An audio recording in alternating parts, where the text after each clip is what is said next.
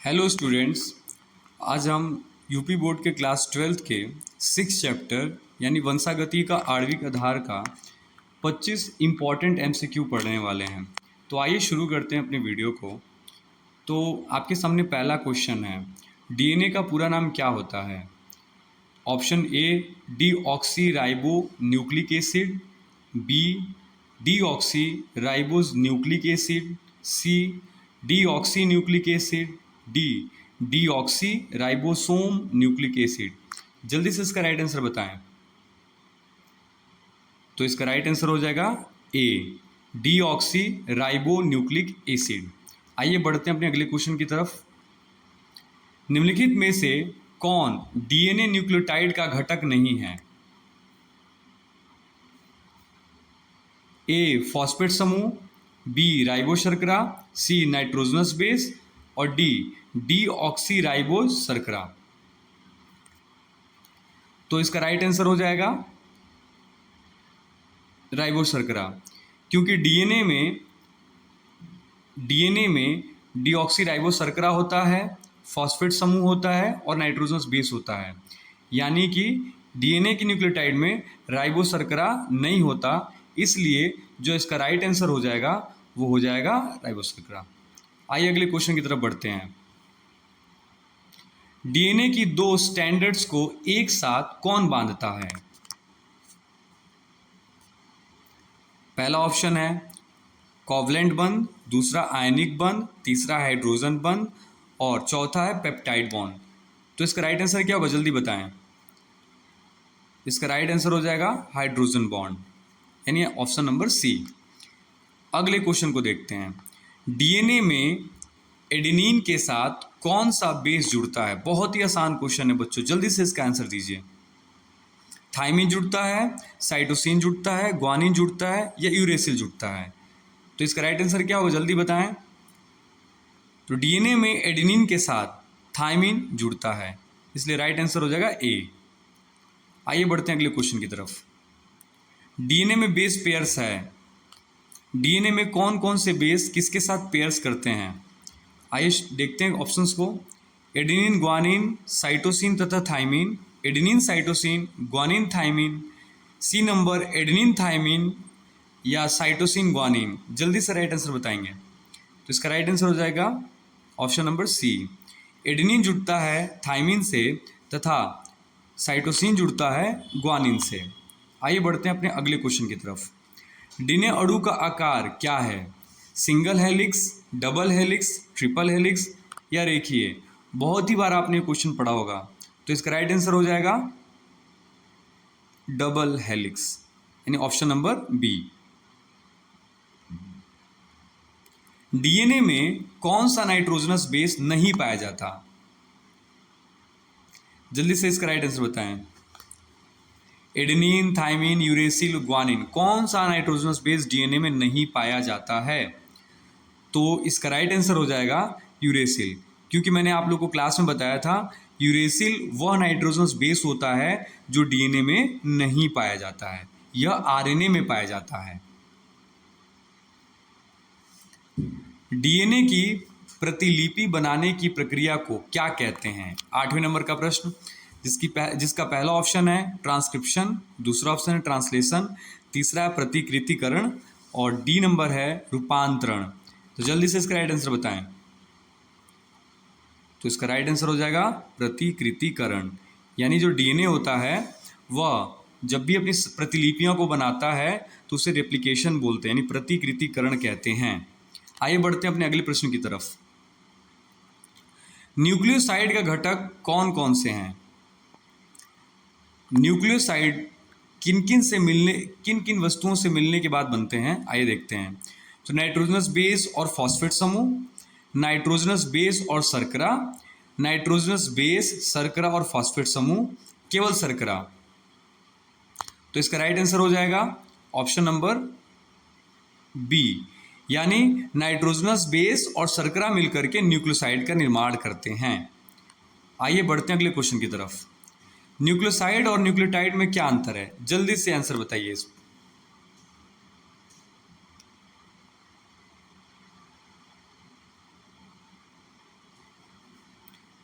Option number A क्या कह रहा है? न्यूक्लियोसाइड में फॉस्फेट समूह होता है जबकि न्यूक्लियोटाइड में नहीं होता। न्यूक्लियोसाइड में नाइट्रोजनस बेस और शर्करा होते हैं जबकि न्यूक्लियोटाइड में फॉस्फेट समूह भी होता है। न्यूक्लियोटाइड में केवल शर्करा होता है, न्यूक्लियोटाइड में नाइट्रोजनस बेस नहीं होता। तो बच्चों इसका राइट आंसर क्या होगा जल्दी बताएं, बहुत ही आसान सा सवाल है। तो इसका राइट आंसर हो जाएगा ऑप्शन नंबर बी, यानी न्यूक्लियोसाइड में शर्करा और नाइट्रोजनस बेस होता है तथा न्यूक्लियोटाइड में फॉस्फेट समूह उन दोनों में आके जुड़ जाता है। आइए बढ़ते हैं अगले प्रश्न की तरफ। निम्नलिखित में से कौन सा एक न्यूक्लियोसाइड है? A number adenine, B number adenosine, C number ATP और डी नंबर सीटीपी। तो इसका राइट आंसर हो जाएगा एडेनोसिन। शुगर और एडेनिन मिलता है तो एडेनोसिन का निर्माण होता है, इसलिए एडेनोसिन एक न्यूक्लियोसाइड होता है। आइए बढ़ते हैं अपने अगले प्रश्न की तरफ। न्यूक्लियोसाइड किस प्रकार की शर्करा का उपयोग करता है? ग्लूकोज शर्करा का, फ्रुक्टोज का, डीऑक्सीराइबोज तथा राइबोज शर्करा का और सुक्रोज का। तो इसका राइट ऑप्शन हो जाएगा डीऑक्सीराइबोज शर्करा और राइबोज का, यानी ऑप्शन नंबर सी। इसका राइट आंसर हो जाएगा ऑप्शन नंबर सी। आइए बढ़ते हैं अपने अगले क्वेश्चन की तरफ। न्यूक्लियोसाइड का मुख्य कार्य क्या है? बच्चों, न्यूक्लियोसाइड का मुख्य कार्य क्या है? डीएनए और आरएनए की संरचना में योगदान देना, प्रोटीन संश्लेषण करना, ऊर्जा प्रदान करना या कोशिका विभाजन में मदद करना। तो इसका राइट आंसर क्या हो जाएगा जल्दी बताएं। इसका राइट आंसर हो जाएगा सी, यानी ऊर्जा उत्पादन करना या ऊर्जा प्रदान करना। अगला क्वेश्चन, निम्नलिखित में से कौन सा न्यूक्लियोसाइड डीएनए में पाया जाता है? जल्दी से इसका राइट आंसर बताएं। थाइमिडीन, यूरिडीन, स्यूरोडिन और इन्यूसिन। इसका राइट आंसर क्या हो जाएगा? तो इसका राइट आंसर हो जाएगा थाइमिडीन, यानी pentose sugar plus thymine, thymine आपस में जुड़ करके जो न्यूक्लियोसाइड बनाते हैं उसे थाइमिडीन बोलते हैं। आइए बढ़ते हैं अगले क्वेश्चन की तरफ। न्यूक्लियोसाइड की शर्करा और नाइट्रोजनस बेस के बीच कौन सा बंध होता है? बहुत ही आसान क्वेश्चन है, जल्दी से उत्तर बताइए। Ionic bond, hydrogen bond, glycosidic bond या पेप्टाइड बॉन्ड, यानी नाइट्रोजनस बेस शर्करा से किस बॉन्ड से जुड़ता है? मतलब कहने का ये हुआ कि जो हमारा पेंटोज शुगर होता है और पहले नंबर के कार्बन से जब नाइट्रोजनस बेस जुड़ता है तो वह किस प्रकार से जुड़ता है, यहाँ पे जो बॉन्ड होता है, ये जो बॉन्ड यहाँ मौजूद होता है, ये कौन सा बॉन्ड यहाँ बनता है, यही हमें बताना है। तो इसका राइट आंसर हो जाएगा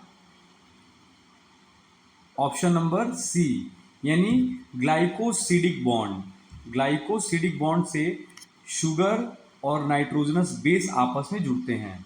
अगला प्रश्न, न्यूक्लियोसाइड के नाइट्रोजनस बेस के प्रकार क्या हैं? बहुत अच्छे से आपको मैंने बताया हुआ है, इसका आंसर देखते ही आप फटाक से लगाएं। तो इसका राइट आंसर हो जाएगा प्यूरिन और पिरामिडिन। आपको बहुत अच्छे से बताया है कि न्यूक्लियोसाइड में दो प्रकार के नाइट्रोजनस बेस पाए जाते हैं, प्यूरिन और पिरामिडिन। आइए बढ़ते हैं अपने अगले प्रश्न की तरफ। न्यूक्लियोसाइड का घटक कौन कौन से हैं? न्यूक्लियोसाइड किन किन चीज़ों से मिलकर के बना है? ये क्वेश्चन रिपीट हुआ है, आइए जल्दी से इसका उत्तर दीजिए। उसका राइट आंसर हो जाएगा नाइट्रोजनस बेस और शर्करा, यानी ऑप्शन नंबर बी। अगले क्वेश्चन की तरफ बढ़ते हैं। न्यूक्लियोसाइड को फॉस्फेट समूह जोड़कर क्या बनाता है? बहुत ही आसान क्वेश्चन है ये, यानी pentose sugar plus nitrogenous base plus phosphate group आपस में जुड़ करके क्या बनाते हैं? तो दोस्तों ये आपस में जुड़ करके न्यूक्लियोटाइड का निर्माण करते हैं, अतः ऑप्शन नंबर सी सही होगा। आइए बढ़ते हैं अपने अगले क्वेश्चन की तरफ। प्यूरिन बेस वाले न्यूक्लियोसाइड में कौन से बेस होते हैं? आपको ये पता होगा कि प्यूरिन में कौन कौन से बेस आते हैं, तो इसका राइट आंसर हो जाएगा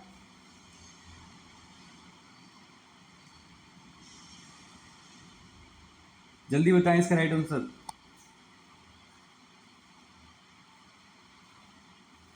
तो इसका राइट आंसर हो जाएगा एडोनिन और ग्वानिन। यानी एडेनिन और ग्वानिन जो होता है ये प्यूरिन में आता है, थायमिन, साइटोसिन और यूरेसिल यह पिरामिडिन में आता है। आइए अपने अगले प्रश्न की तरफ चलते हैं। डीएनए न्यूक्लियोसाइड में कौन सी शर्करा होती है? तो डीएनए के अंदर कौन सी शर्करा पाई जाती है, जल्दी बताएं। ग्लूकोज, डिऑक्सीराइबोज, राइबोज या फ्रुक्टोज?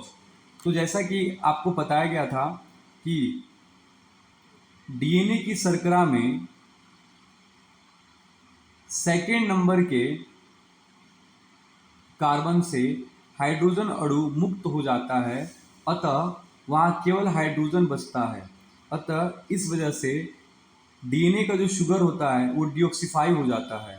इसलिए यहाँ पर जो शर्करा होता है उसे हम डीऑक्सीराइबोज शर्करा कहते हैं। इस हिसाब से इसका राइट आंसर हो जाएगा option number B. RNA nucleoside में कौन सी शर्करा होती है? इसका राइट आंसर हो जाएगा राइबोज शर्करा, यानी ऑप्शन नंबर सी। वाटसन और क्रिक ने डीएनए की संरचना को किस वर्ष में प्रस्तावित किया था? जल्दी बताइए इसका राइट आंसर। 1945, 1953, 1961 और डी नंबर है 1972। तो इसका राइट आंसर हो जाएगा ऑप्शन नंबर बी। वाटसन और क्रिक ने 1953 में डीएनए की संरचना का प्रतिपादन किया था। अगला प्रश्न, वाटसन और क्रिक के मॉडल में डीएनए का एक स्टैंडर्ड किस दिशा में होता है? यानी अगर हम डीएनए की संरचना को अगर ऐसे बनाएं तो हम ये देखें कि डीएनए की संरचना किस तरह से जा रही है। अगर एक तरफ होता है 5 डैश तो दूसरी तरफ होता है 3 डैश, और नीचे की तरफ अगर 3 डैश होता है तो इधर होता है 5 डैश। तो यानी मेरे कहने का सेंस ये हुआ कि 5 से 3 डैश और 3 से 5 डैश की तरफ होता है, अर्थात इसका राइट आंसर हो जाएगा ऑप्शन नंबर सी। आइए बढ़ते हैं अगले प्रश्न की तरफ। वाटसन और क्रिक के मॉडल में डीएनए का प्रत्येक टर्न कितनी लंबाई का होता है? जल्दी बताइए इसका ऑप्शन राइट आंसर। इसका राइट आंसर हो जाएगा 3.4, यानी ऑप्शन नंबर बी। अगला क्वेश्चन, डीएनए की प्रतिकृति किस चरण में होता है? यानी डीएनए किस चरण में रेप्लिकेशन करता है?